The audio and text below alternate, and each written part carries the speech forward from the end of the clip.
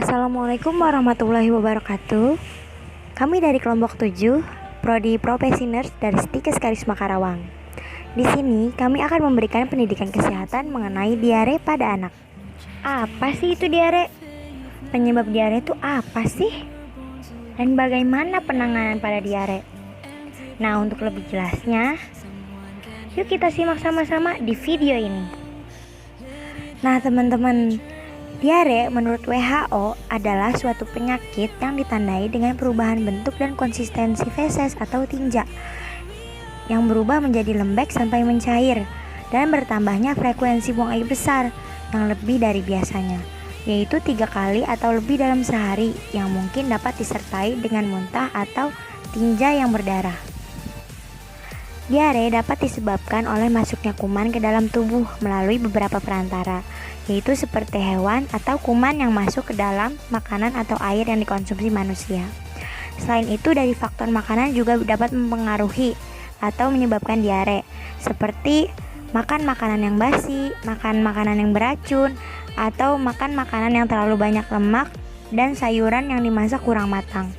Selain itu, kuman yang menyebabkan diare juga dapat masuk melalui tangan yang kotor ketika dipakai untuk makan.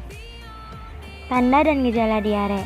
Saat mengalami diare, perut akan terasa mulas atau tinja menjadi encer atau bahkan berdarah, mengalami dehidrasi atau kekurangan cairan, pusing, lemas, dan kulit terasa kering. Mata terlihat cekung, berat badan bahkan dapat menurun, serta nafsu makan juga dapat menurun. Teman-teman di rumah, jangan anggap enteng diare ya, karena jika tidak segera ditangani, diare dapat menyebabkan dehidrasi, bahkan hingga kematian.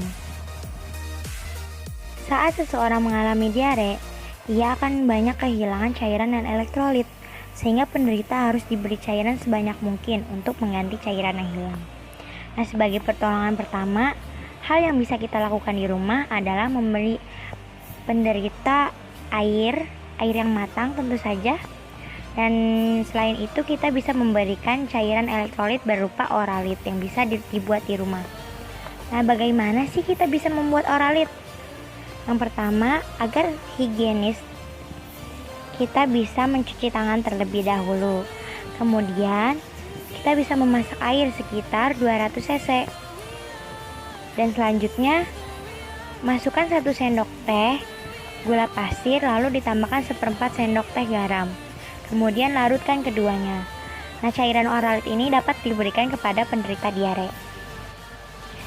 Diet yang dianjurkan pada saat seseorang mengalami diare, yaitu diet PRAT, adalah singkatan dari banana, rice, applesauce, and toast, yaitu pisang, nasi, saus apel, dan juga roti panggang. Makanan tersebut penting dikonsumsi terutama 24 jam pertama, yang dapat membantu meringankan diare, serta memberikan vitamin penting, mineral, dan karbohidrat yang dapat dicerna dengan mudah atau diserap. Sedangkan untuk bayi diare di bawah usia 12 bulan, harus segera berkonsultasi terlebih dahulu dengan dokter ya. Saat seseorang mengalami diare, ia harus menghindari makanan-makanan berikut, yaitu makanan yang berlemak seperti gorengan atau makanan yang bersantan. Selain itu, produk susu, mentega, es krim, ataupun keju. Dan hindari makanan yang mengandung alkohol dan kafein, pemanis buatan, dan makanan yang dapat menyebabkan gas berlebih seperti kubis atau kol, kacang-kacangan, brokoli, dan kembang kol. Untuk mencegah agar tidak terjadinya diare, bisa dengan cuci tangan dengan sabun dengan air mengalir. 5 langkah cuci tangan adalah cara mencuci tangan yang benar sesuai standar WHO dan bisa menerapkan dalam kehidupan sehari-hari. Cuci tangan yang benar dengan menggunakan sabun dan air mengalir merupakan cara terbaik untuk membunuh kuman.